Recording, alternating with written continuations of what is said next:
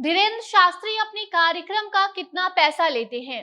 कितना रुपया आपको खर्च करना होगा जिससे कि बाबा बागेश्वर का कार्यक्रम हो पाएगा? बाबा के विरोधी हर वक्त ये सवाल करते हैं कि बाबा बागेश्वर की फीस कितनी है, कितनी फीस पर वो अपना दरबार लगाते हैं और ये दावा करते हैं कि वो लोगों के मन की बात पढ़ लेते हैं। कई और भी बड़े बड़े दावे बाबा बागेश्वर के द्वारा किया जाता है, उन पर यह आरोप लगाया जाता है कि वो बहुत सारे पैसे लेते हैं, तब जाकर अपना ये दरबार लगाते हैं, कार्यक्रम करते हैं। और अब जब बिहार में इनका ये दरबार लगा तो काफी अलग अलग बयान इनको लेकर सामने आए। इसी बीच अब आपको आज हम बताने जा रहे हैं कि बाबा ने किस तरीके से खुद एक कार्यक्रम का खर्च बताया है। उन्होंने बताया है कि एक प्रोग्राम के लिए वो कितना पैसा लेते हैं, कितना खर्च आता है, क्या कुछ आपको करना होगा इंतजाम जिससे कि बाबा को आप बुला सकते हैं, क्या कुछ बाबा का डिमांड है, ये भी आपको बताएंगे, जो कि खुद धीरेन्द्र शास्त्री ने एक कार्यक्रम में बताया है। अब नमस्कार, आप जनता जंक्शन देख रहे हैं और मैं आपके साथ वंदना पांडे। कान्हा सेल्स लेकर आए हैं fridge, AC, sofa, bed, dining table तथा अन्य सभी प्रकार के लेटेस्ट और ब्रांडेड फर्नीचर और होम एप्लियंसेस होलसेल दाम में। शादी में उपहार देना हो या फिर अपने घर को सुसज्जित करना हो, अभी आए कान्हा सेल्स, जो कि स्थित है रिद्धि सिद्धि कॉम्प्लेक्स, राजेंद्र मोड़, गोपालगंज में। तथा एक और ब्रांच उपलब्ध है रेल पहिया कारखाना के पास, दरोगा राय चौक, दरियापुर, सारण में। अन्य किसी भी जानकारी के लिए नीचे दिए हुए तीनों नंबर पर संपर्क कर सकते हैं। बागेश्वर धाम के पंडित धीरेन्द्र शास्त्री के समर्थकों की कमी नहीं है। इनके भक्तों के बीच इनके विरोधी भी अच्छा खासा तादाद में मौजूद हैं, जो कि कभी इनके चरित्र पर सवाल उठाते हैं तो कोई बाबा को ढोंगी बताता है। इस बीच कई बार ऐसा सवाल भी देखने को मिला है, सुनने को मिला है, जब लोग ये पूछते हैं कि बाबा बागेश्वर कथा वाचन के लिए कितना फीस लेते हैं, उनके एक कार्यक्रम पर कितना खर्च आता है, अगर बाबा का दरबार लगाना है तो बाबा को बुलाना है अगर, तो क्या कुछ इंतजाम करने पड़ते हैं, बाबा का डिमांड क्या है। इस पर काफी सवाल होते हैं और इसी का जवाब बाबा ने खुद एक कार्यक्रम में दिया है। आपको बता दें कि बागेश्वर बाबा ने एक कार्यक्रम के दौरान खुले मन से ये बताया था कि उनके कार्यक्रम का चार्ज क्या है, क्या कुछ फीस वो लेते हैं, कैसे आपको इंतजाम करना है कि आपके पास बाबा आएंगे, अपना दरबार लगाएंगे और लोगों की मन की बात जान जाएंगे।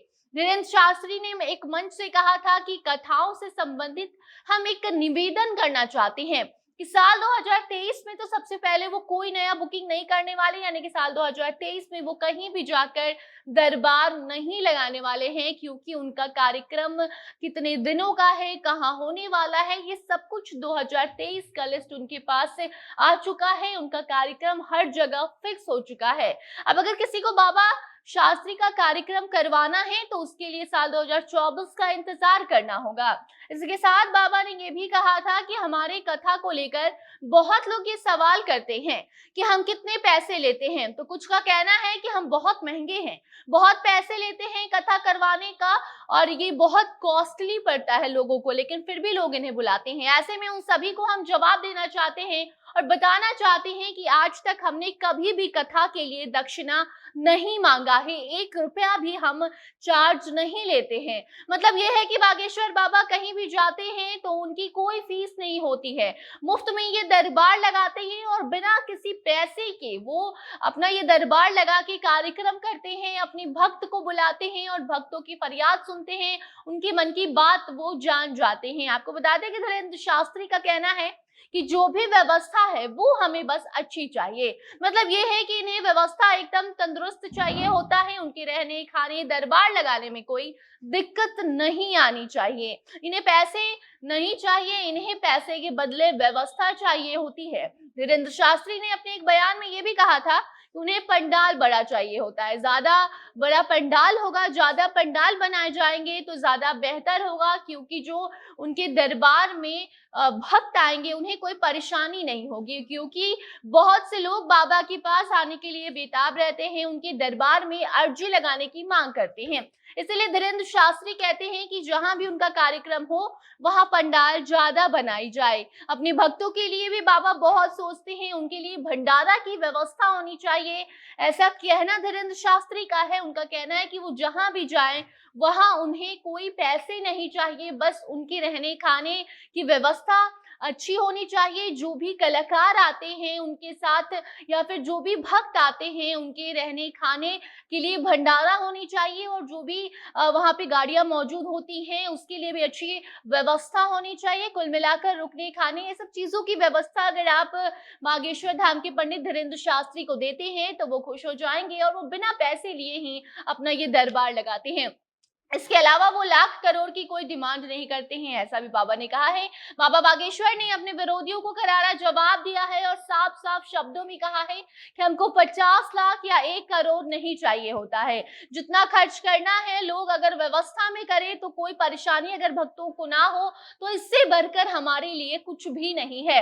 तो ये कुछ खास शर्त थी जिसे कि पूरा होने पर बाबा बागेश्वर अपना दरबार लगाने के लिए राजी हो जाते हैं। उनका कहना है कि अगर ये सभी व्यवस्था आप कर सकते हैं तभी हम वहां आएंगे, वरना हम वहां नहीं जाएंगे जहां हमारे भक्तों को कोई परेशानी हो।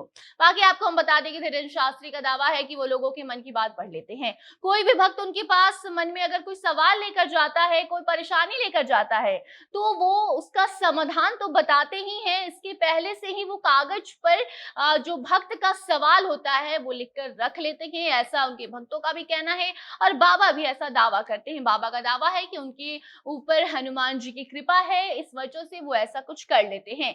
सनातन धर्म के प्रचारक है धीरेंद्र शास्त्री, जो कि अब बिहार में कार्यक्रम कर रहे हैं। यहाँ पर लोग उनके कार्यक्रम में जाने के लिए एकदम से उत्साहित नजर आ रहे हैं। काफी दिनों से इनका इंतजार था, जो कि अब पूरा हो गया है। बाबा बागेश्वर आ चुके हैं बिहार और अब इनका कार्यक्रम भी शुरू हो चुका है। बाकी अब जो सवाल था इनके ऊपर कि ये कितना फीस लेते हैं, क्या कुछ पैसे खर्च होते हैं, इसका जवाब भी अब आपको मिल गया होगा। आपको फिर से बता दें कि 1 भी रुपया बाबा अपने कार्यक्रम के लिए नहीं लेते हैं, कोई दक्षिणा ये नहीं मांगते हैं। इन्हें बस अच्छी और सस्ती व्यवस्था चाहिए खुद के लिए और अपने भक्तों के लिए। इसी के साथ आप अब इस सवाल और इस जवाब और इस पूरी खबर पर आपकी क्या राय है, आप कमेंट सेक्शन में बता सकते हैं। वीडियो को शेयर कीजिए और बाकी खबरों के लिए बने रहें जनता जंक्शन के साथ। कैमरे के पीछे थे विशाल और मैं थी आपके साथ वंदना। धन्यवाद।